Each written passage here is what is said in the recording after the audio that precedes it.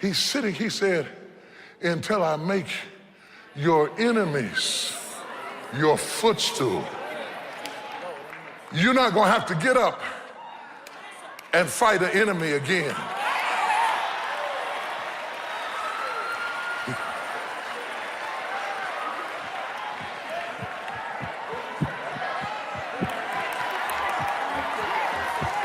Tell your enemies to go ahead and shoot your best shot.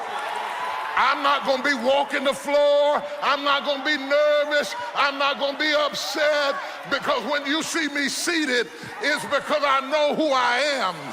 I know my position. I know where I stand with God.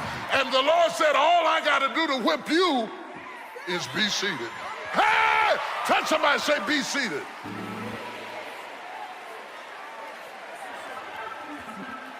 So all of you who've been walking the floor and pacing around and having conniptions, trying to respond to every little problem in your life, the Lord sent you to church this morning so that I could tell you, be seated.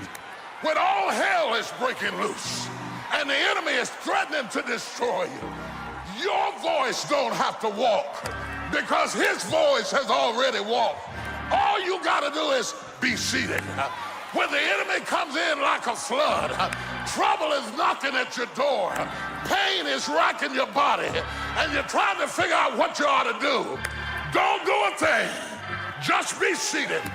Because when you sit down, God stands up. When you sit down, God takes over. I heard him say, stand still and see the salvation of the Lord.